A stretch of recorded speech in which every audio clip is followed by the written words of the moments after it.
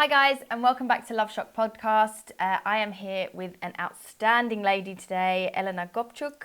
Now, bear with me because me trying to say all of her credentials is going to be funny. So, you have a PhD in medical sciences. You're an obstetrician, gynaecologist with 20 years experience in traditional medicine, a specialist in natural hormone therapy and holistic body balancing medicine, and now a lecturer and healthy lifestyle coach. So, can you tell us a bit about your journey, how you became who you are? Nikki, hi, thank you so much for welcoming. Thank you for coming, it's honor a pleasure. And pleasure to be able to speak up about very important subject that we touching today, and I'm seeing exciting journey in front of these hours that we will be together. I'm Elena Gopchuk, a lifestyle medicine practitioner basically in Cyprus. This is my new journey for the last 5 years that I moved from Greece to Cyprus. And let's jump back to my previous life. I'm from Ukraine, from Kiev, and I switched my life and my profession in 1918 when I left my country, being all this professor, etc. And I went to new experiences in Greece. I lived there 2 years, and I took different courses to find out myself in European community. And finally, I found the best one, lifestyle medicine course in Brussels. That is, I realized that I was doing most of my life because besides being gynecologist, endocrinologist, sexual health expert, I was always seeing the person as a system and dealing with the health as a systemic and trying to take person not out of the context and just heal the symptoms, but trying to fix all the life that is daily habits automatically not noticed and creating problems. Our doctor's old teacher Hippocrates, he told once, before helping someone, please ask the person if he or she is ready to give up the problems that make him sick. Basically, the role of doctor is to highlight the spots where might be blind spots for a person, and I think that what is lifestyle medicine is doing.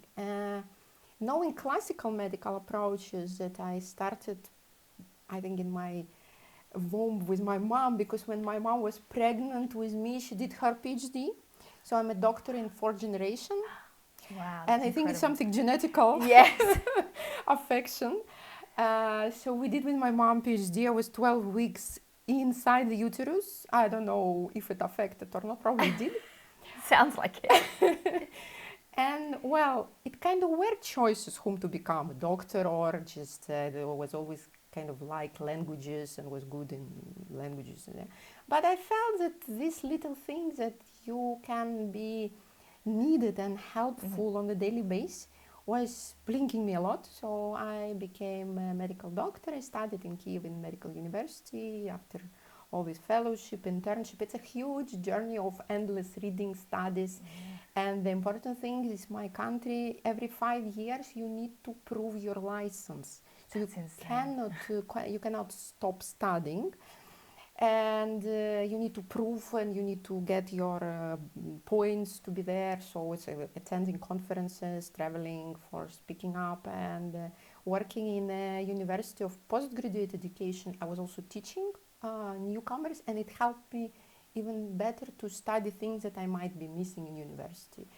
And okay, I was always very curious, so get few more professions like a patent lawyer, because I was dealing with medical patents, medical inventions. Wow. It's enriched a lot my experience. I was working 12 years there, seeing new things in medical, technical, biotechnology. And of course, I was always artistic and romantic, writing poetry, doing books, writing books, and I graduated like art and science bachelor degree, and I realized no, medical will be my thing. So I can't see. Well, from all this mess, things that I'm enjoying is indeed helping people. Yeah. Well, you've got a fair few careers to step back on, or fall back on if anything goes wrong. Couple of lives to live in one. Yeah. I'm rushing, anxiety. Okay, so Can you just explain what a healthy lifestyle coach is, first of all? Thank you. Yes, this is a question that kind of now very popular definition, this name that healthy lifestyle. But I think that still people are a bit frustrated for what exactly under this. To be honest, it's not coaching. It's like advisory on a lifestyle medicine. There is a slogan from one of our conferences that we every year have with my colleagues. Let your lifestyle be your medicine. So create the condition that will help. So let's go through the condition. What is lifestyle definition? Where we can point and work with sleep, nutrition, communication, as a colleagues, as a friends, where it can be problematic or toxic. It's physical activity that highly needed. The body, the function of the body need to be proved by the need of the body, not only sitting, eating and thinking, yes, but also being active physically. It's a sexual life that is making huge impact, and we'll speak about it today more. It's good or bad habits that can be killing or that can be bringing to the next level of development of personality, psychologically and emotionally and physically. And it's the things that might be more or less connected with professional activities, like some professional affections, and the rest is what makes sense for the person, like some personal discussion. So basically daily things. I forgot nutrition, of course. That is also what we eat is what we are. So this is lifestyle and this is medicine. To correct, first of all, through this, to motivate person to go to the change. Not only prescribe, not only suggest. That's why we're like advisors. We are not like we are not. So do you have to be medically trained to be a healthy lifestyle coach? Idealistically, you have to, because you have to know all the physiology, pathophysiology, anatomy to be keen. It's not like you are only nutritionist or you only physiotherapist. You need to know the systemic processes, okay? And for me, the most helpful that I'm very in love into the hormonal health and regulation, and the other extra education that I had is psychological education, the impact of central nerve system in the health, creating our behavioral patterns, traumas, helping to heal it. And the most affected system is reproductive system and gastrointestinal system. So working with this, stabilizing and helping people to be better, feel better, be more relaxed, is a huge help that brings me much more than classical medical services now. Yeah, I would like to agree with that, because I have gut issues. So, it affects me like all the time, every day. Like I try my best to stay away from, what I know that I need to do, but you can't always do so. And doing that, like feeling good like that on a day-to-day basis is better than going to the doctor like just for like a broken foot or something like that, like it's just that medical side of things can just be a one-off helping hand, whereas you're like helping for the longevity of the person's life, which is nice. And I can see why you enjoy that. I know the difference. I've been there. I've been in classical, and I still appreciate it a lot because it gives so much knowledge. But the thing how the medical system became, it absolutely put away aside from the menu the person him or herself, because of lack of timing, shortage of professionals in the field, deficiency of attention, hunting fast money in the business. It took attention completely away from the pain that the person brings you on the plate.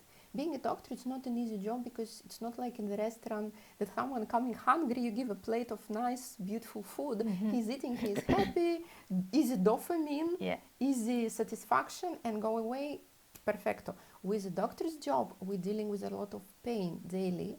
And to get to at least a zero level of comfort of person, you need to lift him from down. So you need to work with a lot of empathy, and not to mix also your feelings, your domination desire, your controlling things, because white robe gives a lot of power, especially in the countries like Cyprus, when people have a huge shortage of good doctors, and like very difficult to get to the endocrinologist. You need to stay 6 months in a line.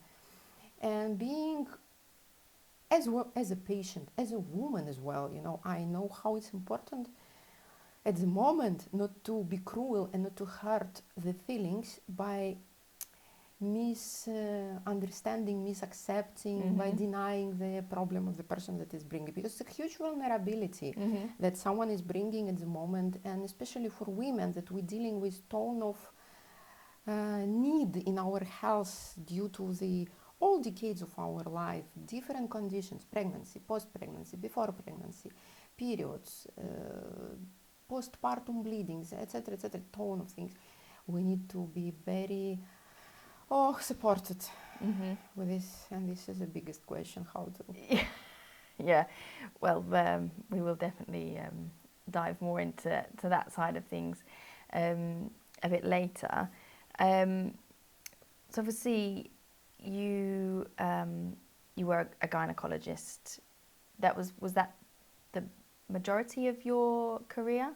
Exactly. It was more than 20 years, like 22 years I've been working with women, outpatient. I've been a couple of years in the delivery house, but I prefer to do consulting and deal with outpatient, like not to be in a hospital. And I was next to the chair, let's say. Yeah. What made you decide to switch, to leave that behind? And I think I burned out because I was combining 3 jobs. It was teaching in university, it was patent work, it was medical work, and realistically I was building also my personal life. And I got married, and I told that I could not combine, and I also changed the country because I got married. So it came just on time, I think, because I left for good my workplace, my career. Just I didn't expect how affecting this when you completely, like when you were very involved into your job, it was the main thing, and when it's stopping like a train, crushing the thing, it's really affecting. But good when we're doing this, and immigration and career changing, good we not know what will be there, because it might be scary.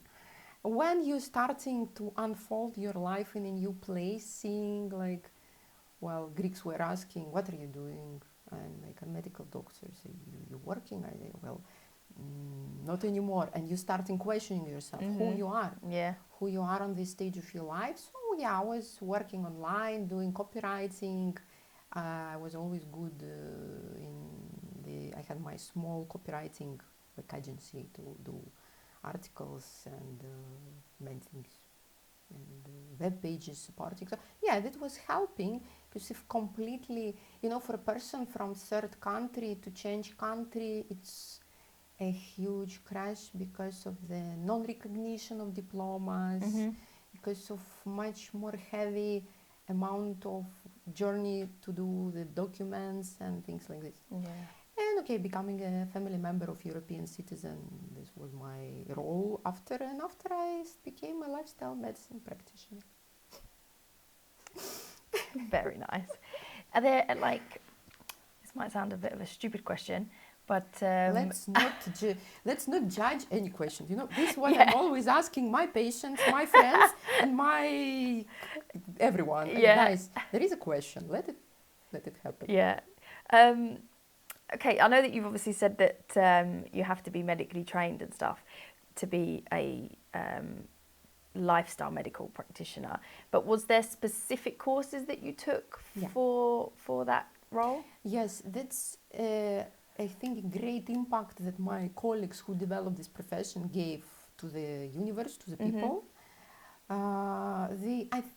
In a way, they combined the coaching with medical. Yeah.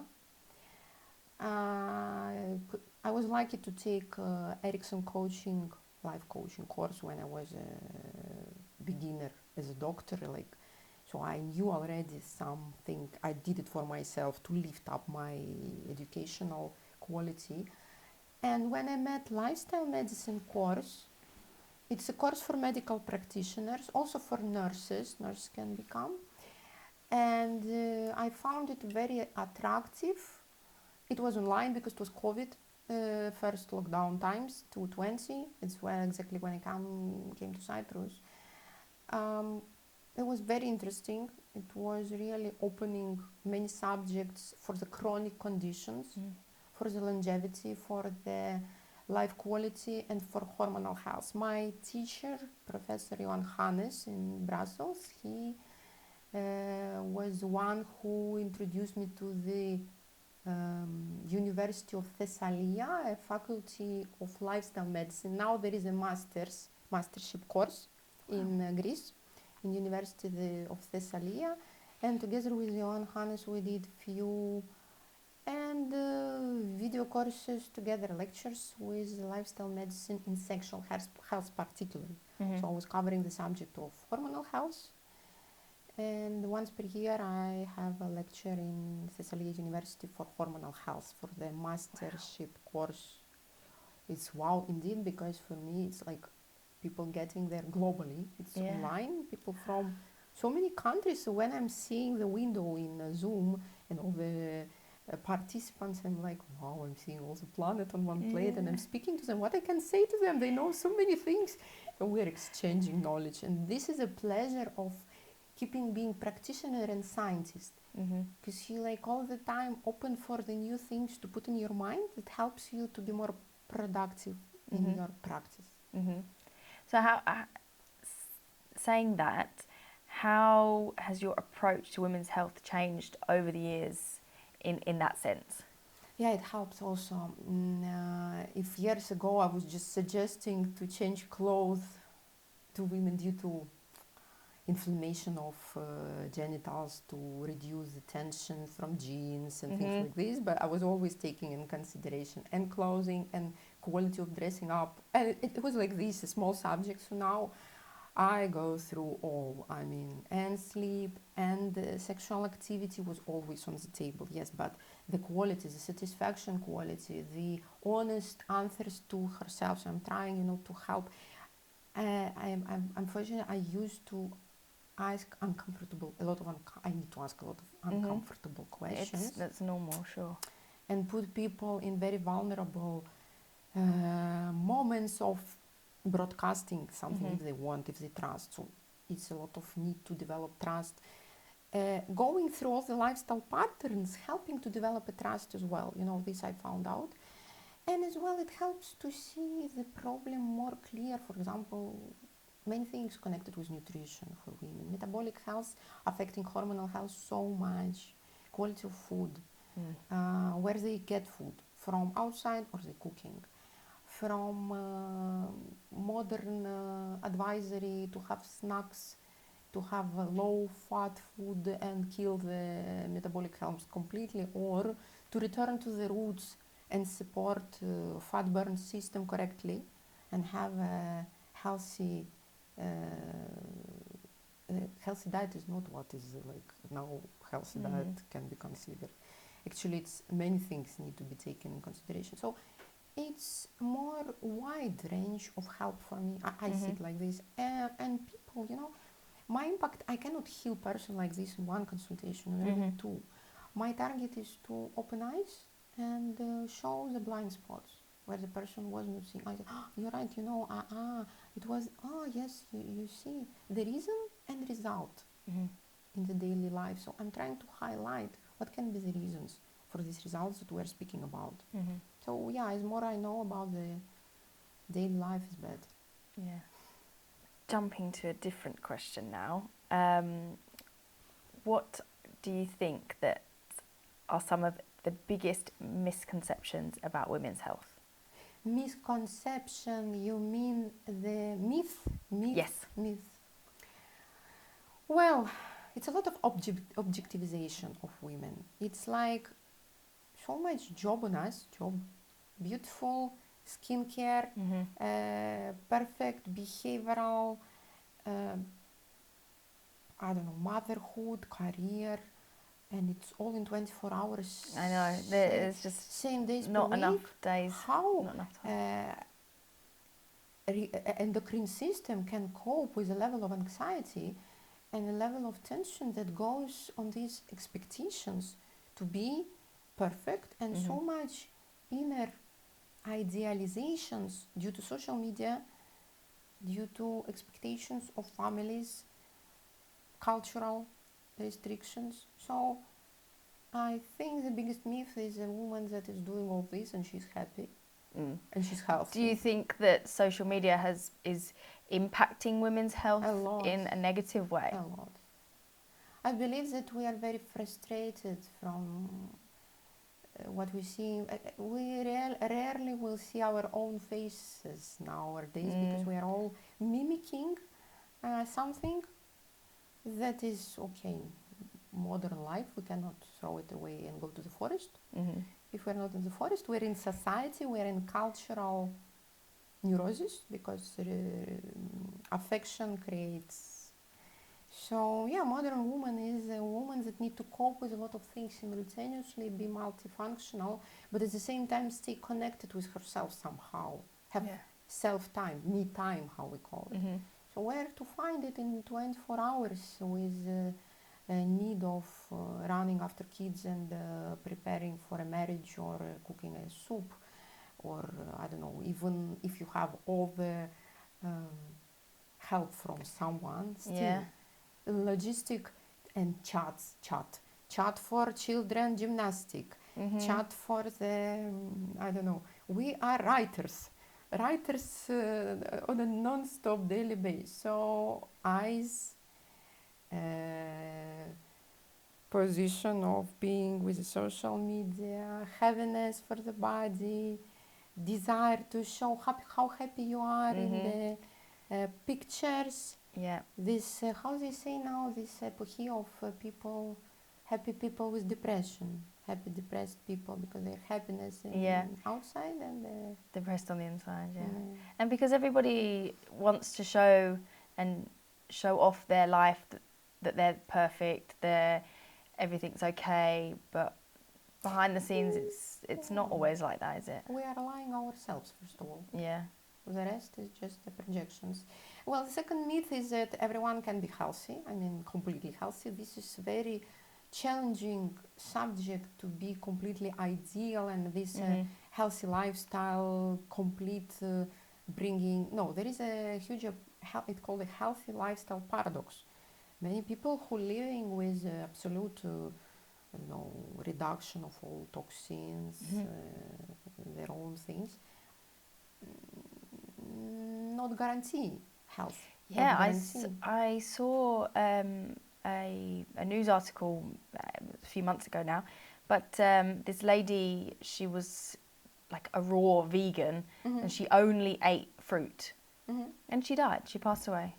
How many vegans are meeting with huge anemia problems, with aging, because for women particular age is very important to be sublimed by good fats, and being vegan, it's difficult really to gather these fats. So for this preterm aging, hormonal aging, well, I'm never criticizing any behavioral strategy because it might be life important. Recently I met a man who changed completely his life for being absolute non-animal food eater after having 5 stents for coronary sclerosis and things. So it might be life needed as well.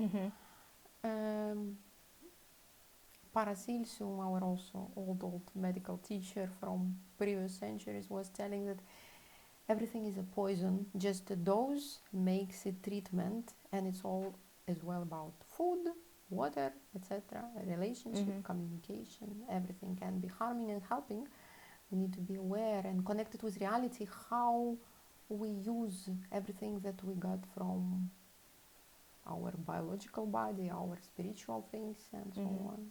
But I think it's very hard for society, like, I don't want to say normal people, but, you know, like working class people nowadays to try and live that healthy lifestyle, because the price of food, like healthy food, natural, normal, good food, is just astronomical.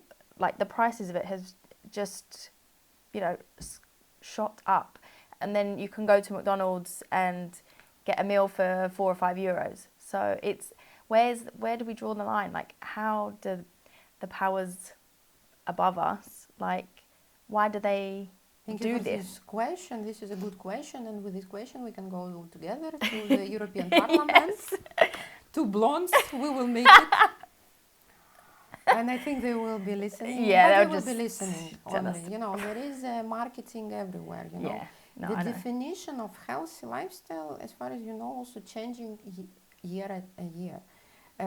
I don't remember which year it happened when margarine and all these artificial butters became a prevention way of saving atherosclerotic diseases and cardiovascular. No. The thing behind this was absolute marketing strategy Yeah. to show the doctors. It was never a doctor, and if you Google the story, you will find out someone who just spoke that it's good because the fat creates atherosclerosis. High cholesterol creates atherosclerosis. And now it is decades of people who following this healthy lifestyle that is never healthy. Now I'm asking people, I'm suggesting, like, I'm seeing high cholesterol and I'm asking, guys, look, your body is missing to build hormone, steroids. You need you need cholesterol. Your body is taking cholesterol from somewhere to the blood to sublime your creation of hormones. They're like, no way. I say, do you eat butter? You need to eat butero again. Like, butter? No, it's not good. Yogurt? Fat yogurt? No, it's not good. I'm like, wow. I say, guys, remember what your grandparents were feeding you with, okay? Let's remember, Mediterraneans kind of were longevity people. Blue zone, Icaria, in a way Cyprus can be also blue zone. There's a place where people live long. And we're eating pretty good fat food and more simple. And now bold food, etc. Everyone running with these boxes, delivering food, coffee. We are incapable even to cross road and bring a cup of coffee and consume it. And we're killing metabolic processes very early now. Now, if to get diabetes, you needed 50 years of abusing body. Now you need less than 20. So what are they doing to us? And I'm seeing McDonald's packed. You're right. Yeah. Before Easter, I'm always smiling for this and sad. Yeah. Ton of people in McDonald's before Easter line, car drive, standing. Of course, because it's cheap, it's fast, it's easy, it's nothing, it's paper. You eat the paper, but, well, you kind of ate something. It's a lot of huge discussion. We cannot fix it. It is, and it's so sad. It's very sad that. So yeah, you're right. Even if you want to fulfill your healthy lifestyle the way you understand it, you need to do huge journey, find food or garden, do gardening yourself if you have land. If you don't, you will garden in a pot.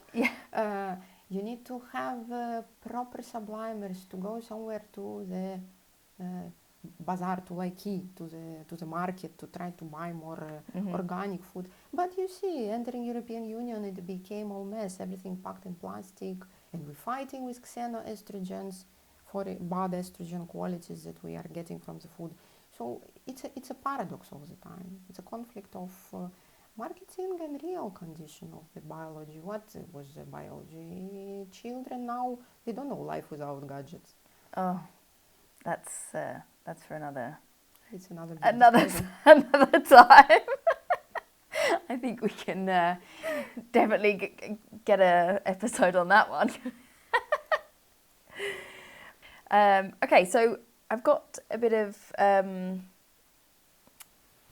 research here. I've got a bit of a quote. So apparently, even though researchers began accurately describing the anatomy of the clitoris in the 1840s, most anatomy textbooks in 2005 still omitted or inaccurately described the structure. The team argues that those omissions not only hinder surgeons' ability to perform surgery on the clitoris, but also reflect a dominant culture of misvaluing the female body. This is a quote from Embryo Project Encyclopedia. What are your thoughts? Is it true? Is that... Thank you for opening this subject. It's another huge conversation to speak. First of all, women were demonized due to the orgasmic reactions, and so many torturing were happening. Yes, female mutilation still happens today. Exactly. And the woman who has clitoral tissue is one who is able to feel. So no one is called frigid. It's prohibited now, this subject as well. What Freud started to describe, there is a vaginal, clitoral, and real and unreal orgasm. Immature, that clitoral orgasm was considered, and vaginal was mature. Not anymore, because the anatomy of the clitoris now is clear that all the orgasms for women is due to the clitoral tissue. The structure can be representing more senses inside the vagina, outside the vagina, and for the researchers, it's around 12,000 neuron sensors on the clitoris, if I'm not mistaken. That is much more than on male genitals. And the first big impact in the studies of the sexual reactions course was Masters and Jones, the first researchers in 1960. It's pretty fresh, I would say.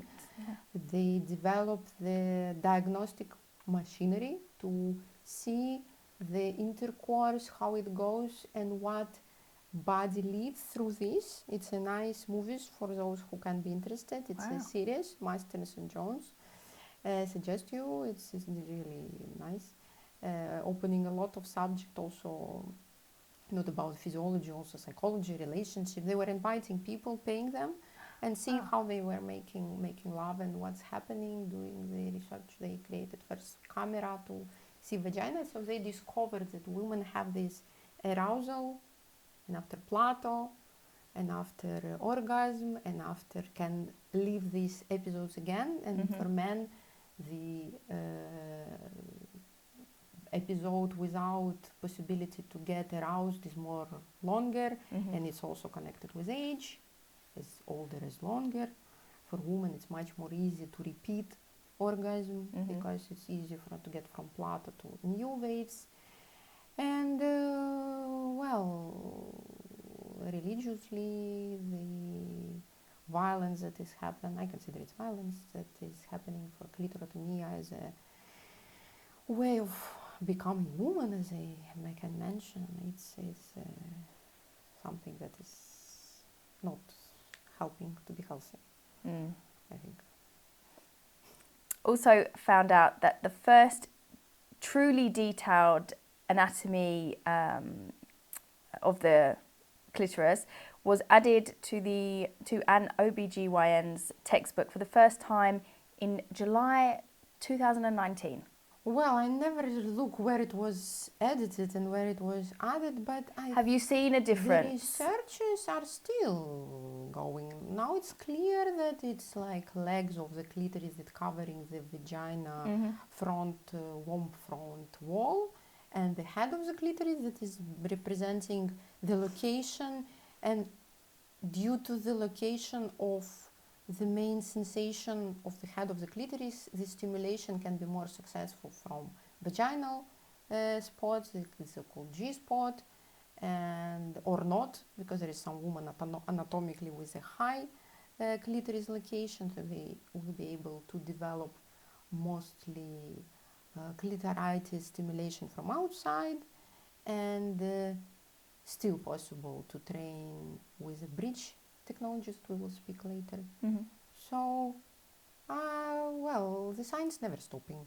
No, everything, Why you not? know, gets, I'd say, investigated further as technology develops, I guess.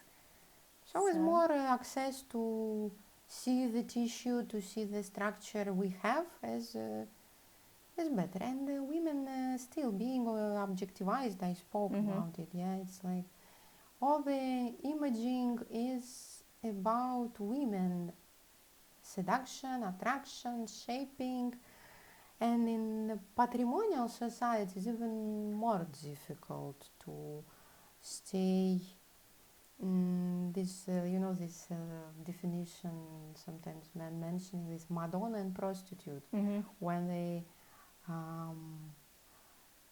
when cannot the same woman cannot be fulfilled as the same image. Yeah, one woman is for sex, another woman is for motherhood. And I think it's also this objectivizing and showing women more openly some type of stacking images in their head of all the society, stereotyping. Yeah. So we are in a challenging time, not to let anyone use our brain to be leaded somewhere else. But with those dates in particular, like, you know, 2005, 2019. Fresh. You mean that it's so, very fresh? It's so early. I mean, early? Late. Late? New researchers. Yes, it, you know, this is insane. Why is it taking so long for female bodies to be properly discovered and spoken about and, you know, put out there? Well, my knowledge goes to the 1960s, as I mentioned, for the Masters and Jones research. They were the first, the pioneers. He was obstetrician gynaecologist. She was his assistant. They fall in love. It is a real story, so the movie shows it very nicely. That decade was very progressive in the field of reproductive health, if I can say, about sexual health, because the contraceptives were discovered by chance, back then. And actually for the society, discovering of contraception was the same like a discovery of atomic bomb. The impact in a way of how, from one side, like how women got a possibility to protect themselves from unwanted pregnancy. This side I'm only saying. So the society got a control tool, like a lockdown, another new discovery in 2020, the possibility to hide all the people inside and separate them. So every 40 years something will be discovered, something new will find out. Of course. And especially, you know, now with artificial technologies, the main skill for modern brain will be to be critically correct, to believe this information or not. It will be image that is image, or it will be pre-cooked artificially image. So the reality will be question. Yeah, we're not going to know what's real or what's fake anymore. This is a problem. So we are losing connection with reality. Going back to birth control, how does birth control affect a woman's hormones? Since the development of the first pills, a lot of things change for better. The dose reduced. This is good. Most of the medication, the birth control pills, are based on the mimicking of pregnancy. Okay, so the ovaries, that are the main organs for women which producing oocyte, eggs, they not producing oocyte, they're always there, so they're not maturing, okay? Because every pill contain particular hormonal dose or different hormonal dose due to the day. And it's like getting these hormones that are making from the process of preparing the egg first phase of the cycle. This estrogen phase, ovulation, getting egg out of the ovarian, and progesterone phase, second phase, preparing for pregnancy if the egg was fertilized. So we get these hormones in one pill every day. If to be more sharp, more general, sorry. If to go into detail, there are many details for different conditions. You can use this combination, that combination, more estrogens, more progesterone, for younger age, for older age, for hormonal replacement therapy, another combination for women who still have period, who not. Giving to the blood flow around stable concentration of estrogen and progesterone every day. The central glands that are located in the brain, hypothalamus, hypophysis, complicated words, but okay, the glands that are in the head, let's be there. They see that they don't need to stimulate through the blood flow, they get messages. The body works on the mechanism of direct and indirect messages, like boss, director, and the workers. So as the workers, we get pill, we send information to the boss, and he says, okay, estrogen is enough, progesterone is enough. I'm not shouting to make estrogens from ovaries. I'm not shouting. The body gets lazy. The body gets a message, we are kind of pregnant. Kind of pregnant. The body switch off the regulation because we are subliming. So due to this, ovulation is not happening, ovarian is not working. Ovarians are not working. Years ago, when women were used to have 10 kids, 1 year of, 9 months of pregnancy, breastfeeding, so like 10 years of no ovulation. It was kind of physiological process to have a rest of, to rest the ovarians. But the longevity of life was also less. Back then we kind of cannot say it was more healthy or not. Now we can create this condition because, well, not many people anymore having kids, so many. It's difficult financially and etc. And even cultures that used to have many kids also stepping back in this. So women, ovarians, working a lot every month. And affection of external life, quality of life, makes them maybe exhausted before. So if you ask me, is a birth control pills are good or bad, I will not say yes or no. It's never one answer. If you go into some direction, I will not follow you to any of the direction. It's a tool that existing. We need to take benefits of the existing tool, use it when the help needed, and not use it when it's hurting and harming. Again, remembering that everything can be a poison. Yeah, because when I was on birth control, like the pill for, since I was 15, I was completely crazy, completely different person. It was horrible. This is another thing that in many European countries there is a regulation as girls starting having period or getting to a certain age, it's prescribed to have birth control. And for me this is very damaging, the regulation of hormonal function, because it's not mature yet. Up to 20, women body maturating, getting stable regulation. 15, even woman has a period, it doesn't mean that she has ovulation. Ovulation might be developing after 16 years. It still can be, can be get pregnant. Some girls developing ovulation even before getting periods. That's why this paradox, horrible stories we have about kids' pregnancies, due to violence and awful stories, still possible.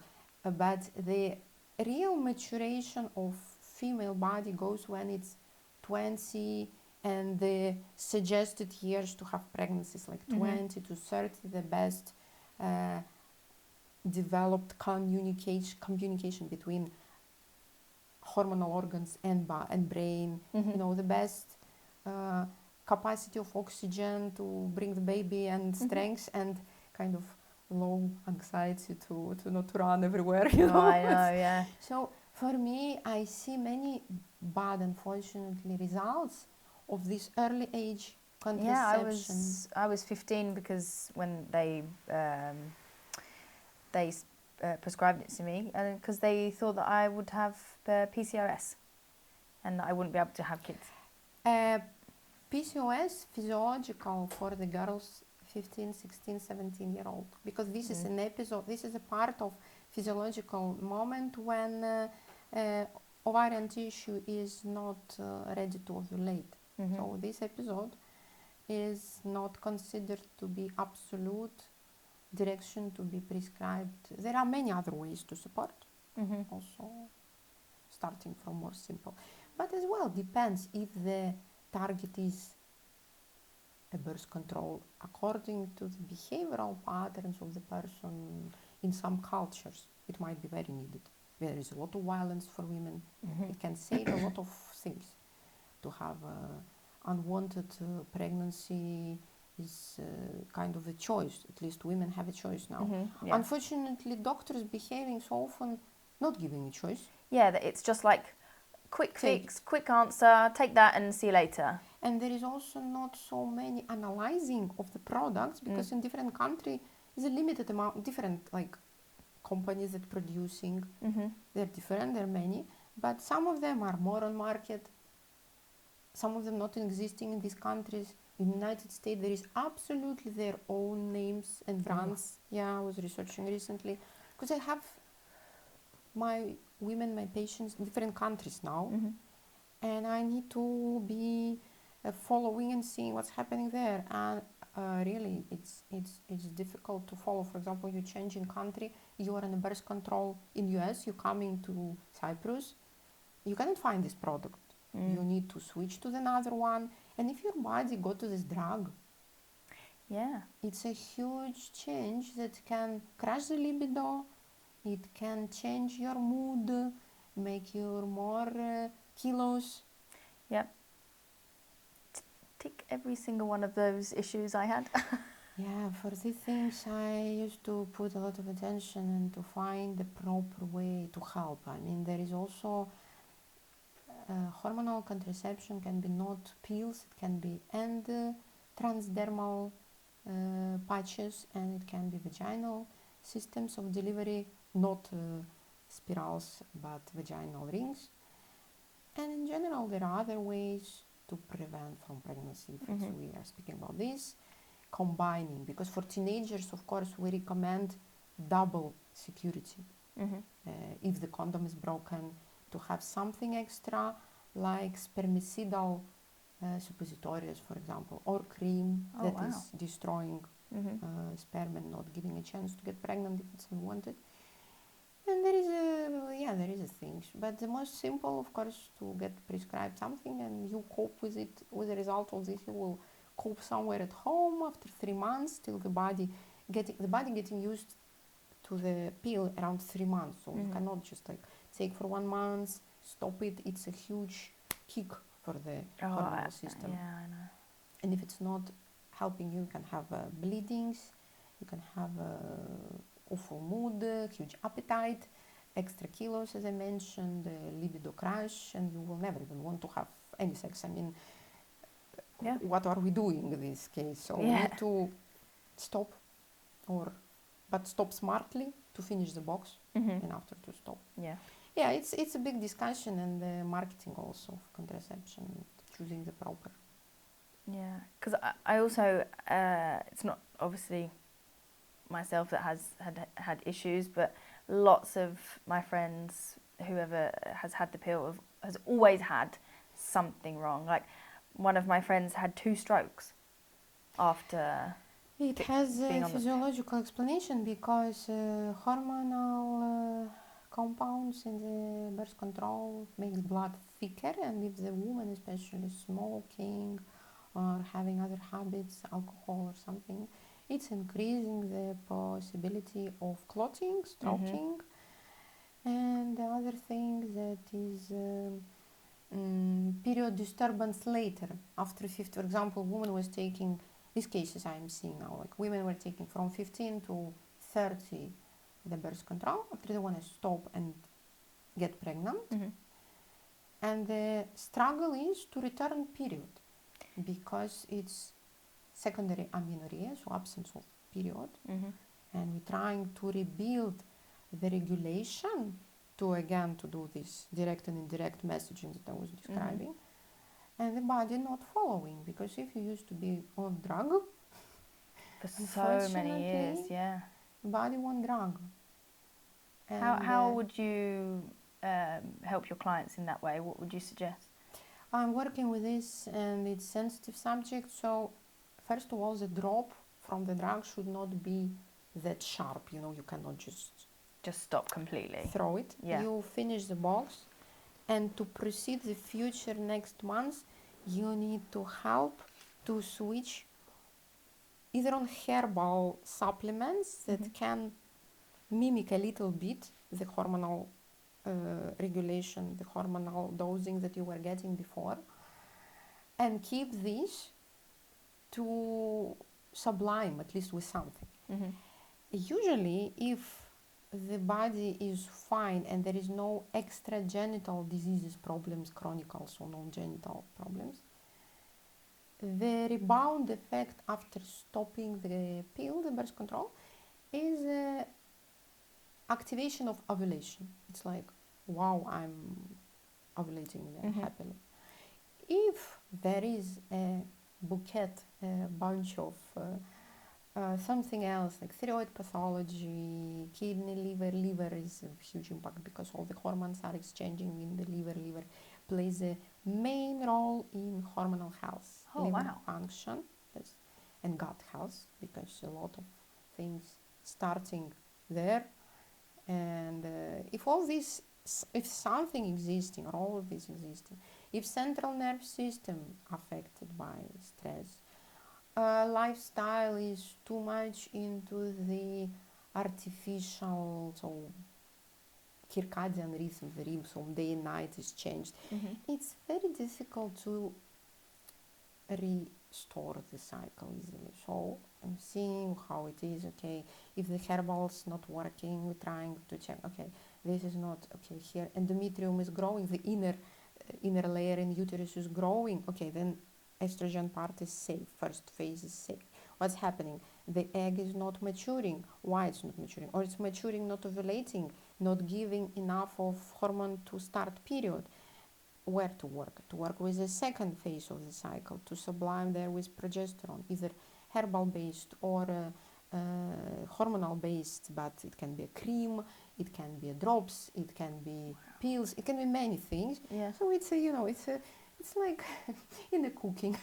Yes. Different secrets of every housewife, I'm trying to do as add well. this, take that. Yes, because it's personalized always. For me, it's always personalized because I'm seeing how the context of your life is.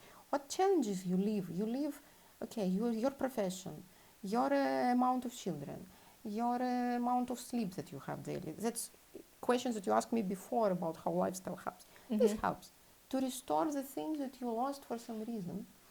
And my target in my work is to make girls healthy and visit me for a glass of nice juice or prosecco and say happy birthday, or not to be on suffering base meeting, to be on a good base meeting. So, Still sticking with hormonal imbalances, how does that affect a woman's sex life, sex drive, that side? Deficiency or domination of particular hormones is usually the result of nerve system dysregulation, because it's like pathological circle.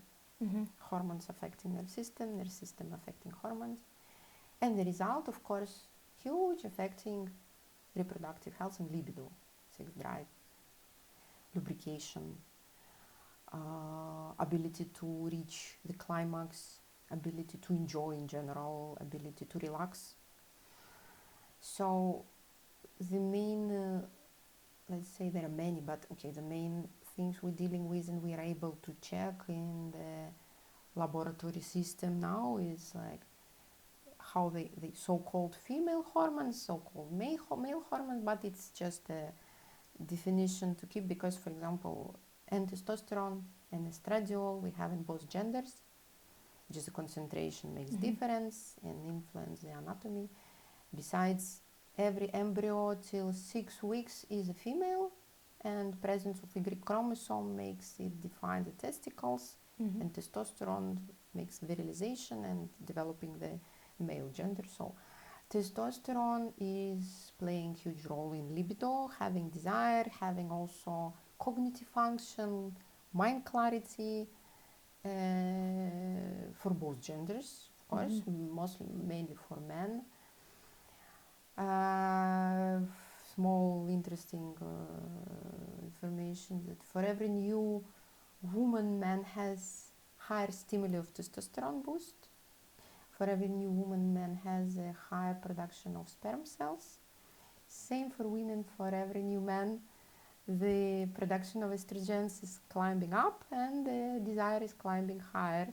We are polygamic for our physiology, for our development. And so you're saying every new sexual partner a woman has, and like vice versa, it just increases helps to rise the dropped parameters of hormones. Because of evolutionary, we were humans developed as a polygamic organisms, and the way that sexual intercourse is happening still, you know, the shouting, screaming that people living through the intercourse, even maybe something they don't need it, it's kind of to attract more partners, to get a quality of children. You need to leave the connection with different DNAs, sperm. So still in some tribes there is a thing that if man is too long in a sexual intercourse, it's considered not normal because it's a line, you need to rush. No way. Oh my God. Anatomically, the male phallus is made the way to push out the rest of the sperm from previous partners. My goodness, this is and insane. Oral sex was developed by mammals that are flying bats, these flying scary night animals, because they develop cunnilingus because of the getting out the sperm of previous partners. Good old bats. This is my research. I don't know, guys, if you keep it in the video or not, but yes, we are definitely keeping that in. Have it.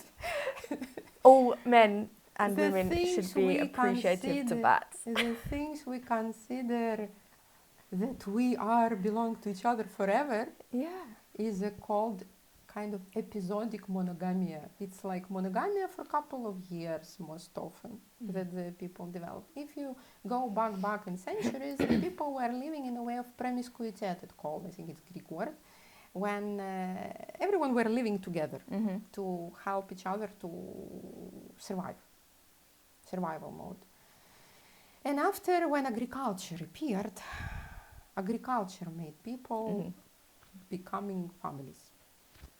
So the episode of agriculture is connected with becoming a monogamic connection, because people didn't want to share any more food with others, because when it's promiscuität, so everyone is a child. Everyone is your child, and you give a candy to everyone just in case, because, you know. There is in China, it's in China, the tribes that still following very interesting tradition. When girl reaching 14-year-old, they putting her to live in the house, same house, but separate room with separate entrance. And the girl can go out and in whenever she wants, with whom she wants. And if she's getting pregnant, all the men of the family, like brothers, fathers, considered to be parenting this child. So there is no blame, no guilt, no shaming, and no jealousy. And there is very low level of aggression in this society, because nothing to compete about. So weird. Nowadays this is happening, yes. So, wow. Yeah. That's really interesting. I don't know how we came to the subject from hormones and testosterone. We've really gone To my mind, make this journey, but probably I wanted to share. No, that's really interesting. Some things that is not considered. Okay, there is a lot of myths and prejudice about things. It should be high level of testosterone, then man is man, high level of estrogens, and woman is woman. Well, it's not like this. We have now the problem with domination of toxic estrogens in the body. If years ago aging was going through the dropping of estrogens and it was bringing the menopause, now we deal with the things that it's too high levels of estrogens for women, making them swollen, difficult to lose weight, moody, kind of depression symptoms, possibility to reduce moving activities. And it's nothing to do with health again. I could say, it's highly estrogenized woman. No, it brings endometriosis. It's a very bad and unfortunately common now disease. My mum and my sister both developed endometriosis after having children. Sorry for that. Yeah, it's also like a disease of civilization, I call it, because it has many reasons behind. It's a multi-pathogenic, multi-etiological, multi-causes disease. You cannot say it's this reason or this reason. Yeah. It's many reasons. So this kind of good that was considered good years ago, high estrogens for women, was like, wow. If to remember paintings of Rubens, yes, these juicy women bodies with angels flying. Yeah. This is the typical estrogen domination images. And it was considered beautiful. Nowadays, if you will see the image of sexy leader in the human tribe, is someone thin, with muscles, women with abdominals, squares. Abs. No chance to have this physiological fat that kind of helps to keep the needed dose of hormones but not develop inflammation at the same time. So these leading images also affect personal hormonal health. So we're starting to be this, exercising to dry the body to make it less fat, less fat cells, less fat tissue, dropping the sexual hormones, because usually it's the fitness bikini is gynecological clients. Oh, really? Yeah, because it's amenorrhea, sport women, runners, heavy runners. I mean, okay. To the non-healthy, not to say the running creates amenorrhea. No, of course, but going to the extreme. If to take the things, competitions, it also makes a lot of affection on the routine circadian rhythm as well. So yeah, this is like about domination deficiencies. We can speak many things. Habits also creating due to the domination. Might be considered that high testosterone will give high libido. It is in a point, but not always, because for a libido thing, we also need to consider type of sexual constitution. There is a definition, yes, type of sexual constitution. There is a list of features. It's also length of legs, the index between the height of the body, like body without legs, and hips, the attitude, the age of first period started for women, age of first pollution for men. Do I need to define pollutions? Yes, when this probably yes. When the boys at night to having wet sleep, how they call pollution, wet dreams. Sleep, wet dreams. Yes, when the ejaculation happening for boys starting at night, and they can be again shamed, blamed, and create all these suffering things. That something is wrong. No, the mothers need to speak about this, or fathers who is lucky to have both human and able to speak.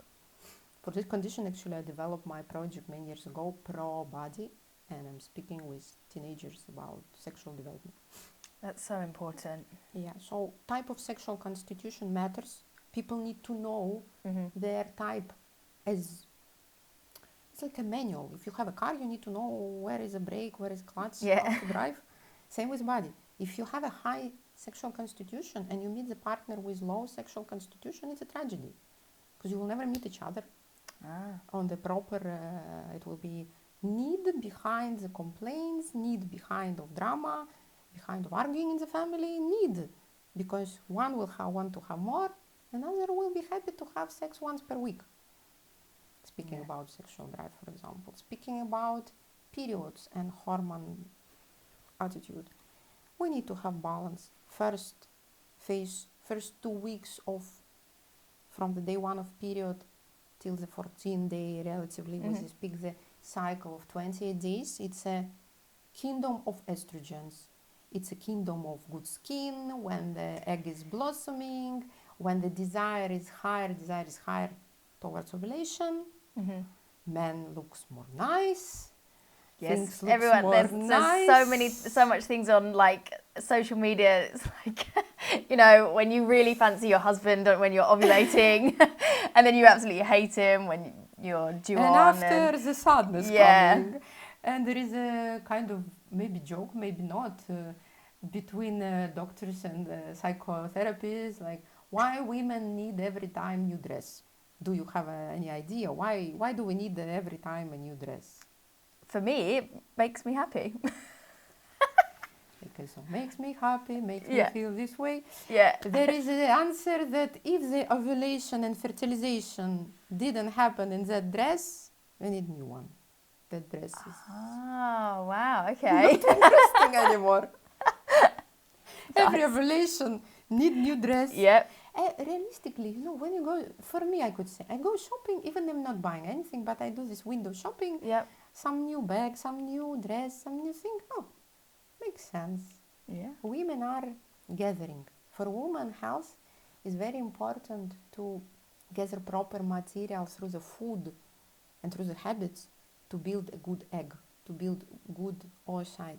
My teacher of biology from preparation to university was 16. She was very old and very wise woman. She was teaching all her life in university. She was telling, I was never letting boys who was late from the break to the lecture, but I was letting always girls who was late from the lecture because they were eating and they needed to eat well because it's physiologically determined and they were building their good egg. Oh, that's nice. You wouldn't find that nowadays. Obviously, a lot of women struggle with low libido and sex drive, but it's such, you know, a taboo, and everyone's so afraid to talk about it and, you know, get help. You know, what would you advise them? We are living in a fear of vulnerability. And restrictions from the culture, from the church, from the shame, guilt, attitude with the body. Many women doesn't even know how the genitals looks like. Yeah. For men, it's more natural and obvious to see the genitals. For women, they like, oh no, it's something that I shouldn't touch, It's epigenetic nowadays, what the results, because of Inquisition, because what we were remembering, prohibition to express orgasm, sexuality, all these still in our bodies, in our epigenetic memory. First of all, it's important to connect with reality and face the problem for yourself, yes, and to see that, well, it's my bad mood. How long it lasts? It's like more than 2 weeks, this libido drop condition happening, or it's 1 day, it's before period, or it's just spontaneously. So to find like small own research, what is it connected with, to find the way how to look for the answer. Idealistically, it's good to go to the trustful gynaecologist who will have time to speak with you and share the information, what to do, ask questions to direct to the solution, or to the sex therapist and work with this and get subliming. For example, if it's a hormonal reason and the person need support with testosterone or dropping the dose of existing hormonal treatment or throwing away the birth control pills. it's one story. If it is connected with postpartum, where woman is not herself, when she is on the alert mode of surviving her baby. Oh yeah. When a woman is on the alert mode of baby surviving, it's nothing to do with reproduction. It's exactly opposite episodes. Okay, at least 40 days, postpartum 40 days, it's considered still to be a pregnancy outside. And in general, the first year of baby life, it's like a pregnancy outside due to how the nerve system develops. It's like the fourth trimester. Yes, bravo, yes.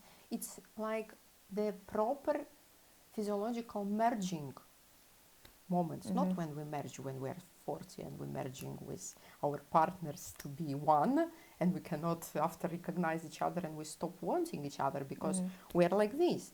The healthy distance make desire. If we will watch each other now speaking in this podcast, Nikki will be here, I will be here, we will never like it. We will stop in 2 minutes.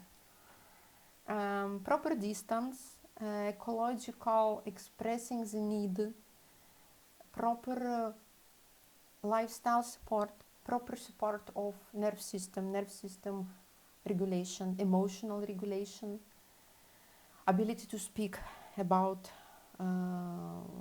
what's happening in the body, about ability to be connected with the body, first of all, to recognize. So it's very important to teach kids from early stage to trust the body, to feel that it's safe to trust the body, that you're not misunderstanding or mismatching whatever. Yes, it's like this. Intuition is a big thing, especially for women, isn't it? Yeah, you feel this. Yes, why? Why do you think you feel this? What do you feel now? You know, it's better to ask every time, what do you feel?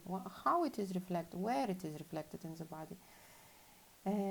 So yeah, hormonal subliming if needed, exercising, pelvic floor exercising, proper training, putting attention where the place is, or just a normal sleep.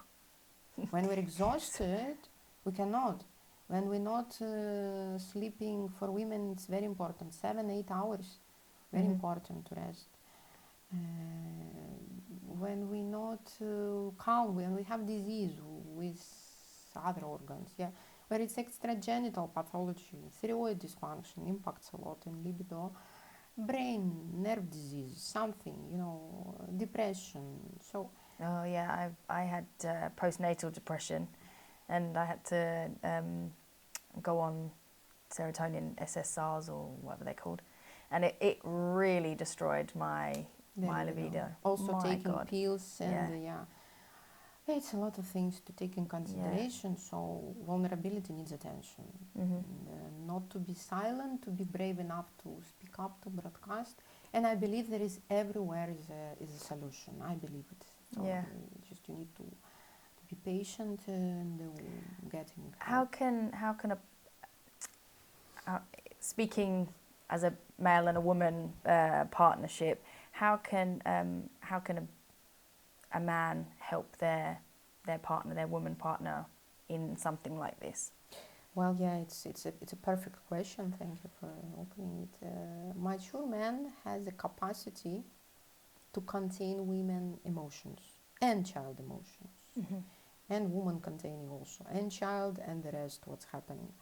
So first of all, to be ready to see in the partner someone, not the object that is convenient or not convenient. You know, you want sex. This is a tragedy of also modern relationship, especially when triada appears. Triada, when the child appearing, when from diada to people, someone else is taking competition for attention, and men cannot tolerate the denials that they feel that it's denial. But it's not denial. It's something that took the space between two people to be for future more happy and more fulfilled. So men really take it badly, don't they, sometimes? And so many fights, crimes happening when the babies appear because women being objectivized before as a sex convenient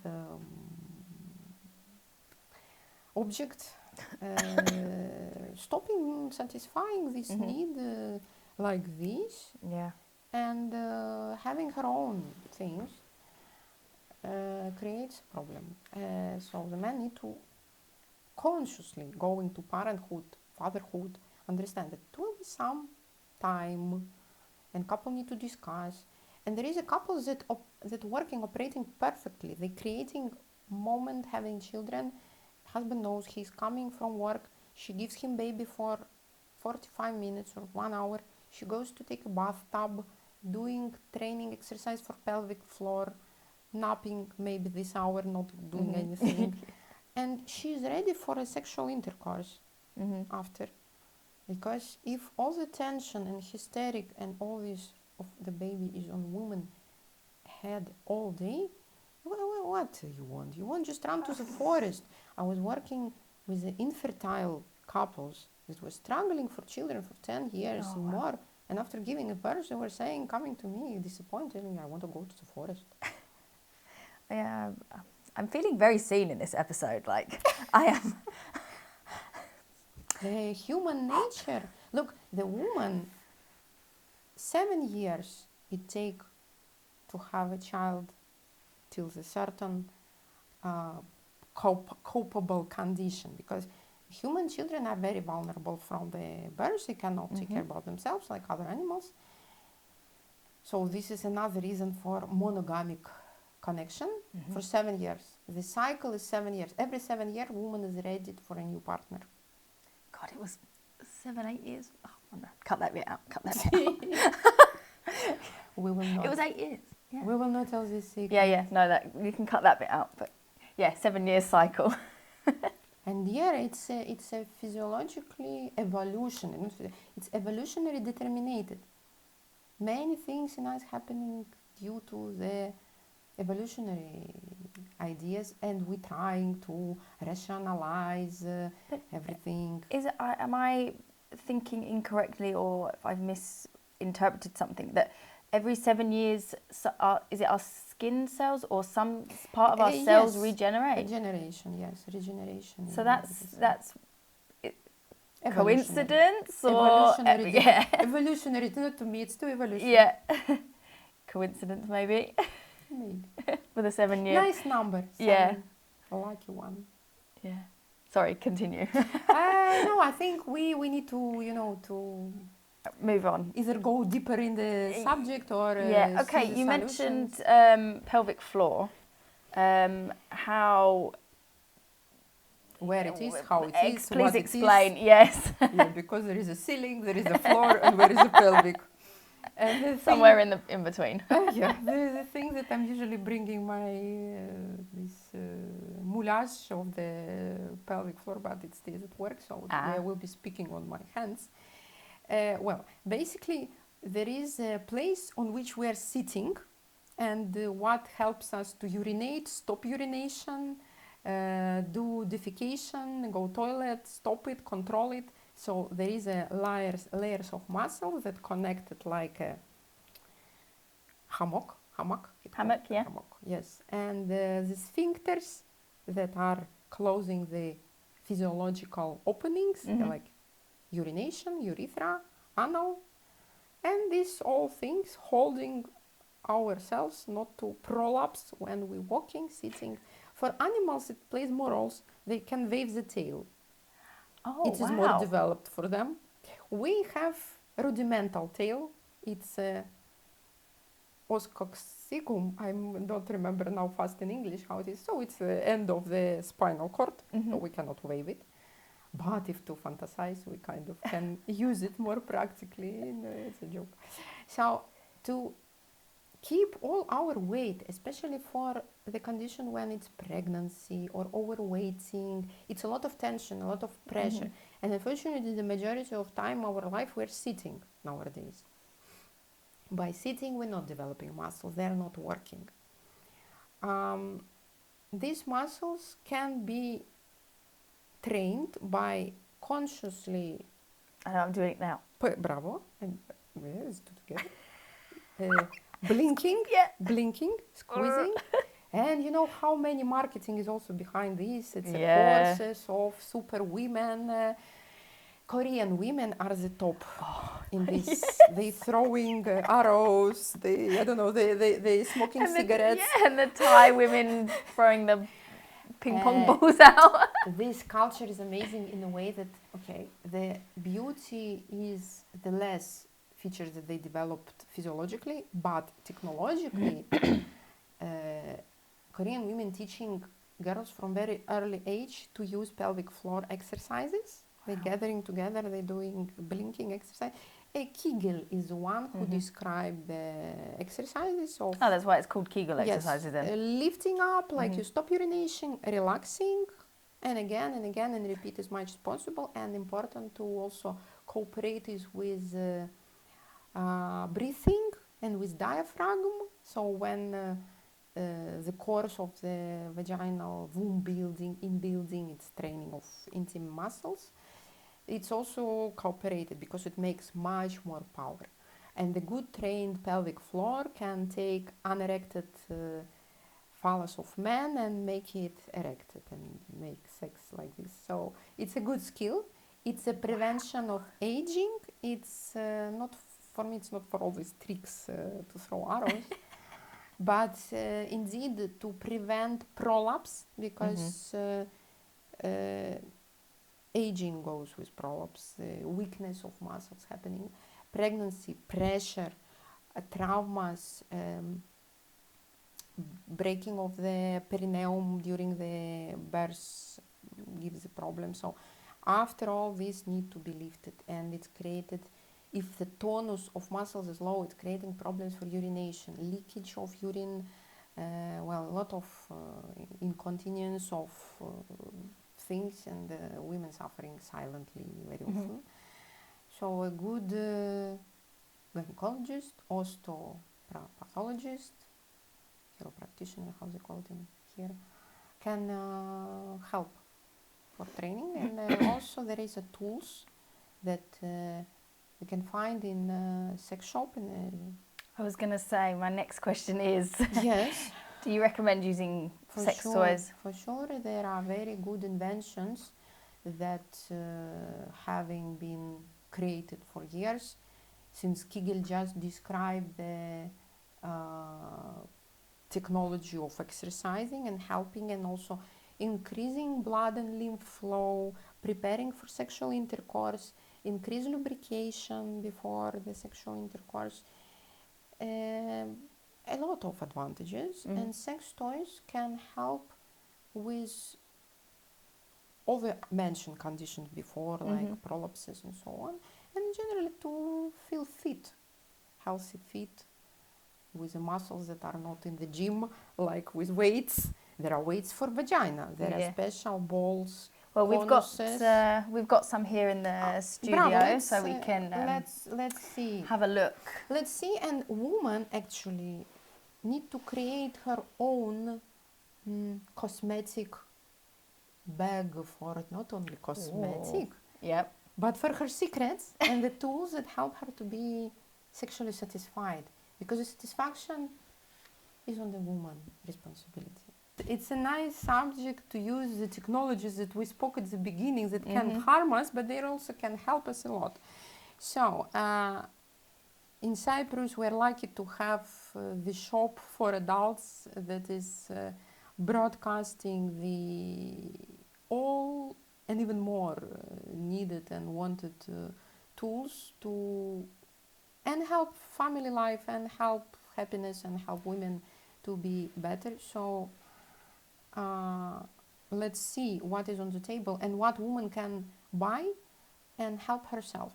I will go to this beautiful red bag that is having things inside for women that is wanting to improve her sexual life with herself, even because the first desire we have is a desire to our own self. I always asking the women who complaining for low libido, tell me if you want yourself, and usually the answer is no.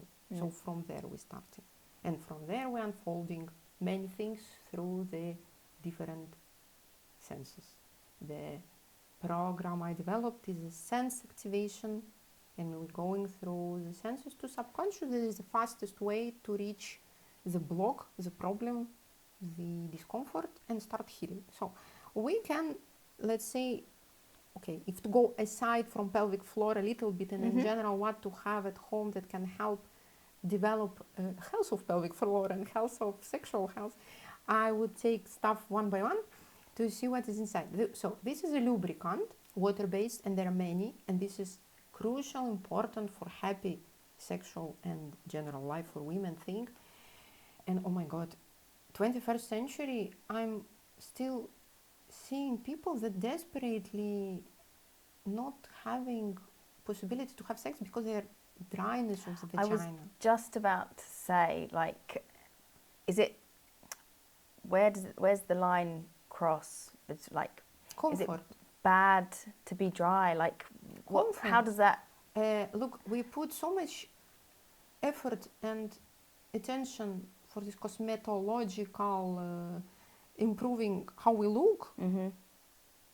Estrogens are women inner cosmetic, if I could say, okay? There is so many things to do from inside and so much need to help, and women are struggling and men is judging. Oh, she's not wet. Well, she could have 200 things in her head now and she cannot. And for women to have proper lubrication episode, she needs 20 minutes. For women to get to her plateau before orgasm, it's much more time needed. For men, it's 3 minutes. And sometimes we're not meeting. It just started and it's finished. And the proper chosen lubricant saving woman health from inflammation, from trauma, because every sexual intercourse in a way it's a trauma because it's a scratching, especially if it's not lubricated enough. So when men dealing with cars, they all put this oil and all these things. When it's a woman, they don't care. You know, today I was consulting one man. He's telling me, "Oh, she's not getting wet. She's in menopause." I say, "Come on, man, read something. Let's research. You need help. Go this." I send the link for the shop to him to go and find the solutions. And pharmacies is not broadcasting also correctly where and what and how to use. The stuff is there, but people so much ashamed to ask for help. Someone will jump on them. Oh, you have sex? Yeah, because it's so like... You have grandchildren? You have children? You have sex? No way. You go to church? You have sex? No way. Anyway, it's like a bit sarcastic from my side, sorry, but the proper lubricant chosen. Some women are needed water-based. They can be glycerin added lubricant, can be oil-based. The most simple for me, like a first choice, it's a water-based lubricant that will not create any complication if woman has inflammation in vagina already or some dysbacteriosis that is too typical now due to the gut diseases, gut health problems, etc. So water-based lubricant, even if she is in her best age and hormonal conditions sometimes, because we put so much cream on the face and we're forgetting to put needed things to lubricate the genitals, and not expect from yourself this squirting things. And I think people overwatched these short movies with happy ends, how I call them, you know. They expecting that in real life it won't be the same. No way, it's a fantasy. It's someone's fantasies that created in video and got a lot of money back because it became this voyeuristic idea too. Because, okay, watching pornography is something that is also looking at someone's life. So it's a part of not perversion, it's normal in a way because it's like what modern life having, but it's also like voyeuristic when you're watching someone having sex. So it cannot be the same in real life, it's something else. So lubricant was our first first object must have in a woman happy sexual cosmetic bag. And I'm sure every man will be curious, what is there, you know, what is this secret box of, not a wardrobe of clothes that we have, but some secret box. So, okay. As well, there is separately lubricants for anal sex, more needed to be used, and for other things, if it's like process of menopause, for example, and women suffering particular disease or something, it can be inside the lubricants and it can be fixing also the things, okay? As well, lubricants is very important for women who suffering post-coital cystitis, inflammation of urine bladder and urethra, because some particular anatomy of urethra has the ability to get vaginal swabs inside the urethra and get inflammation after sexual intercourse. And women suffering a lot silently, but using proper water-based lubricant can cover the urethra and prevent the bacterial getting Oh, that's in. good. Then what else I will find? Okay. This is It's like candle. Mary Poppins back. This is a candle for candle massage that, it creates relaxation, sense activation due to relaxation, peace, warm, light, and possibility to have massage with a proper candle. And sex shop providing these good candles. Oh, yeah. And it can create additional new feelings for a couple. What else I have here? Okay. It's a different lubrication as well for the anal sex with a taste. It can also be very useful for women who suffering with difficulties of having oral sex. You can put some extra taste and have it as a breakfast or a dinner. Okay, so speaking for a pelvic floor, I will show a few things that is connected with. So, simple technical. This is a conus. You wanna try? You Oh, it's heavy. Yeah, it has weight. Yeah. And it can be a selection of the conuses with different weights. So by training, you increasing the weight. And like this, it's more difficult to hold it because it's conus, so it can slip. So you put more tension for vaginal muscles to hold it inside. Okay. And also, if better trained, you can add weight, some weight. Balls, with balls inside. You walking, they vibrating. You holding, you squeezing in vagina. They giving also pleasant sensation by this vibration. Oh. And give this reflex of stimuli from inside the vagina, training the inner surface of vagina to react. Okay. So when you first try it, you just put one in and then, or you'd put both in? Yeah, for women who has vaginism so-called, when it's too painful and big tension of vagina, you need to be accurate and maybe starting from things like this to be more slow. And this is G-spot and vaginal tonus kind of mechanical training. It's also connected with the application, and you play Tetris in your telephone by squeezing the vagina. This part is stimulating the outside part, so you can also reach orgasm. And, so it's like it can be half, less tonus. It's a pressure. So it's like half sex toy, half trainer. Oh wow! It was first things developed after the Kegel exercises, and Vagiton was the first thing that woman was putting in the vagina with the light and squeezing the vaginal muscles. They were seeing how light goes on the wall, so it was showing the amplitude and the tonus. So as nicer it was going on, it means the most strong muscle. So it was first the simple things. There is also a pneumatic and not pneumatic training toys. There is non-pneumatic because it's just balls and conuses, and there is pneumatic. It should be very accurate things, because for example, pneumatic, where you put air and you press and you squeeze, you push all the walls outside, and also you might increase prolapse. You can push down and you can harm. So better to start with things like balls, non-pneumatic, etc. So another lubricant, another anal sex, anal plug that can help for women, especially with trauma of perineum after birth, after bad complications on the moments year of the recovery to reduce the size of vagina, because when the anal plug is, it's not for only for anal sex, it's especially the small plugs, they can be inside and they create a better feeling for men with penetration, reduces the size of vagina.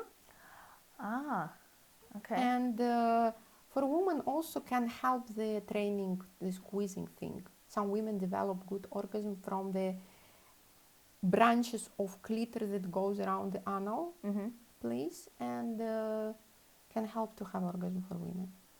Wow. What else? Sense activation. Blinding, closing the eyes. So by stopping one sense, you stimulate another. As we spoke before, for every woman, it's for every new partner we have a better sensation, better hormones. So it's not about having new partner every time, but it's about how artistically we can be different. And new sense, okay, to put a glove, to close the eyes, you know, to go through the skin of the partner, or latex or something else. So it helps to feel the difference and say, wow, but it's new happening. Yeah, something new. Change it up. Keep it. Yeah, exciting. go for more modern, cool, nice. These toy box products. You can buy it in Cyprus. We have vibrators. It's like sexual toys and training, some of them especially. For example, this one, it developed the inner stimulation of vaginal and outside stimulation. So for women who feel better clitoral orgasm and they feel the better upper senses, this upper part is very important. So basically, many women reaching climax only having this vibrator, not only particularly, some vibrator on the clitoris, or a good stimulation from the man. Important things for men is to accept that it's not a competition between a toy and the man. Yep. And the pleasure in sexual life is not only from orgasm. For women, even if realistically, if woman reaches orgasm 3 to 5 times from 10 sexual intercourse, is a big success. Big success. So it should not be a target, then we go there until something. No, it should be a real connection, intimacy and pleasure. If it's a couple, if it's a random sexual partner, usually the feelings with a random sexual partner is more sharp because it's something new and known, or very bad if it's something strange and weird from particular conditions. So this toy is very nicely developing an inner sensation and outer sensation. And for women who want to improve, increase the vaginal orgasm or build it, there is a bridge technology when we build new neuron chain and take the stimuli from clitor outside and also adding the inner stimuli, and slowly it can develop the new reflex. Wow. Orgasm is a reflex, like sneezing, coughing, or a knee. Oh, yeah. So just how can a woman help to do that? Like bridge, you mean? Yeah, we start because obviously a lot of women can't orgasm vaginally. We're starting from outside. It's a typical way, and we adding, if I'm not mistaken, I'm not mistaken, and we adding the inner thing, so it's now simultaneously stimulated. Yeah. I've played with these ones. It's helping to bring attention also inside. And Okay. after it can be extracted and the partner can be invited when the climax is there. Yeah. So slowly there is introduction to the connection with a partner like this. Just to be aware that some women every woman has anatomically different. We were mentioning the anatomy of clitoris. Different size of clitoris. It can be 20 centimeters a clitoris. It can be many things. And it can be high and low. there is a rule of a finger. If there is a clitor higher than 1 finger entrance of the vagina, there is very low chance to have vaginal orgasm, because the G-spot will be somewhere where it's not getting proper stimulation. So woman also should not judge herself that there's something wrong with her if she's not feeling. For example, this particular device is for a low anatomy of clitoris. Yes, it's here, so not every woman will get it proper stimulated, because here the thing is stopping. So but for the 1 finger rule, it's working. And this is pretty high as well, so it need to be like, it's flexible, can be adjusted, and other toys can be. This one's quite really let's see what else we have, thanks to our partners and friends. Good old Love Shop. Love Shop that we have. They're all the treasures of Love Shop. So here is this more short, and this is more deep, and it's starting to vibrating somewhere here, and it's also very ergonomic to squeeze, so it can be a proper toy to squeeze, and this is stimulating the clitoris, and also this can be taken away, can be used only this part, and after partner can be invited, or before, or instead, or during, or whatever. Whatever floats your boat, I know, I share happily with you everything. Same.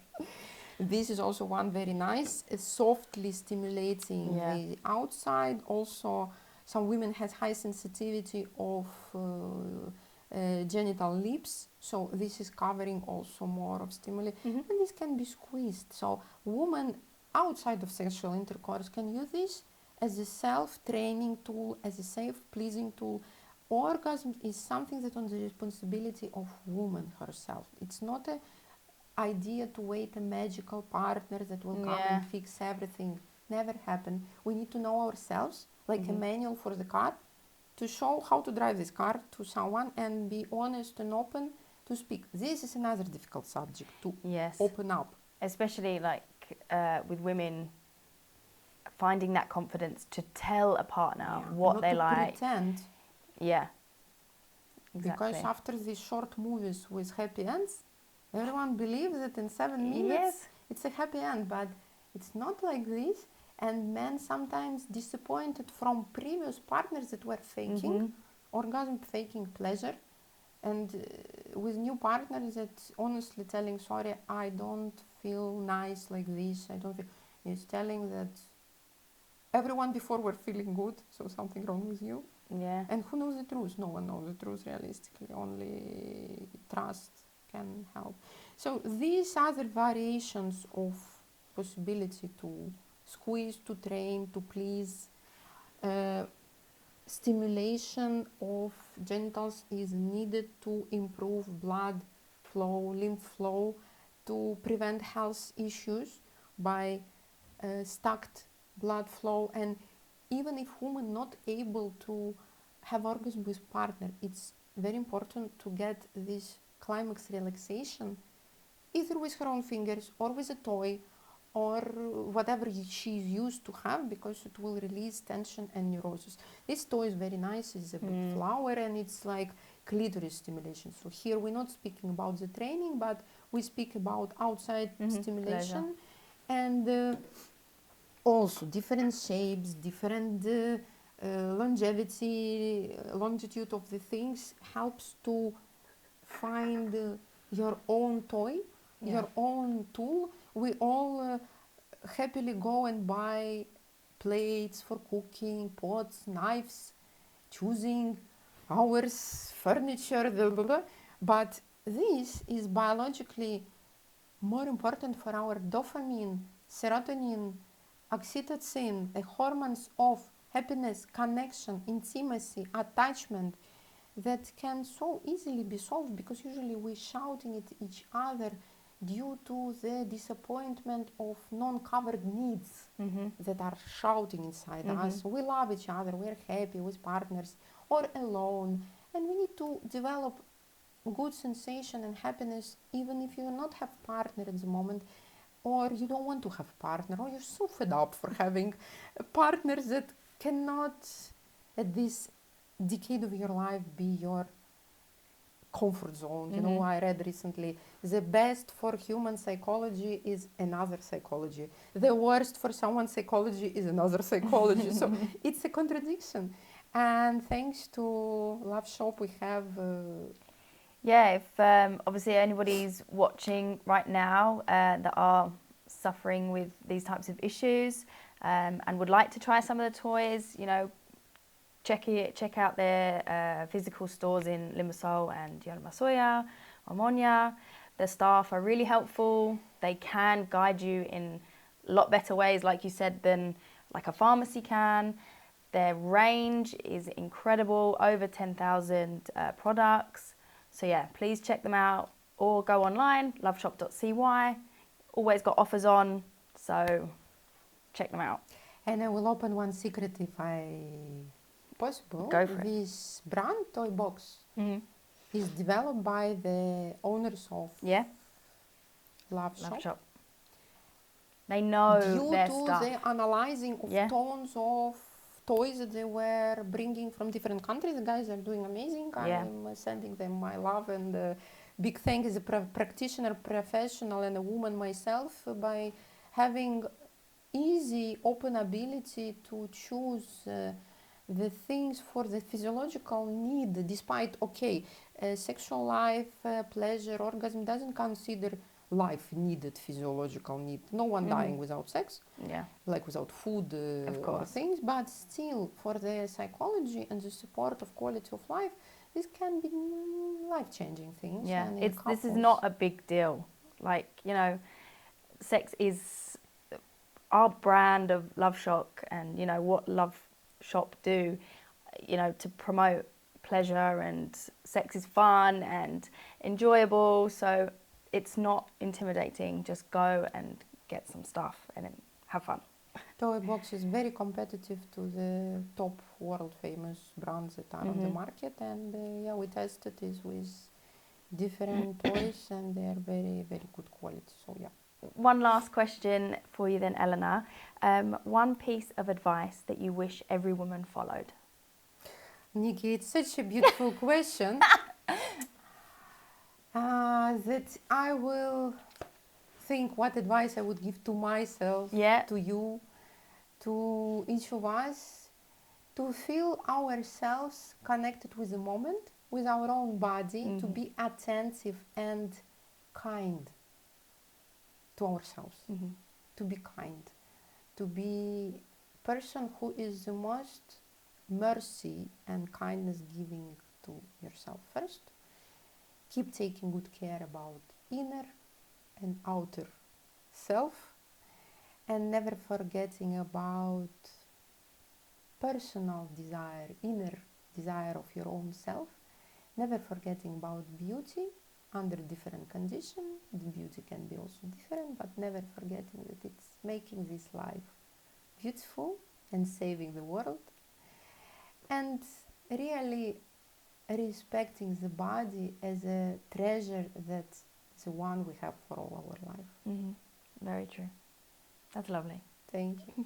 Thank you so much for joining us today. You are just a vast package of knowledge. You are incredible. Thank you so much. I've learned so much. Mutual. Thank you. I didn't notice the time. I know, it's gone. It's like really late.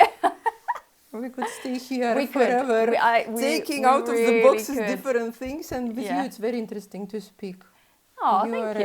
Amazing. Oh, no, I don't think so. You're an amazing interviewer, and it's all down to you guys, really. Pleasure to be asked. It's a pleasure to be asked because you're seducing to answer. Oh, thank you so much. I think that's the best compliment I've ever had. Thank you so much. Oh, quickly, where can people find you? Social media, Instagram? Yeah, sure. Elena Gopchuk, same as my name, Instagram, Facebook, my webpage, gopchuk.com, Google. Google know a lot about me. I just typed in your name and you come up. I was always surprised that, oh my God, it knows so much. LinkedIn, Instagram, wherever. I'm open, and top link has all my links. I also have my YouTube channel that is not so active, but it's okay, something is happening. And I'm, guys, inviting you to all my lectures, performances, poetry performances. Springly, I have a project Femme Fatale. I'm inviting you for sure, guys, next thank year. you. Femme Fatale in March. It's a combination of art, science, sexuality, revival of femininity. We show, broadcast the knowledge of women of the world that came to Cyprus, and exhibiting the art objects that also people bringing. So it's fun, it's nice. It sounds great. Lovely. Thank you so much. Thank you. See you hopefully soon again. Yes.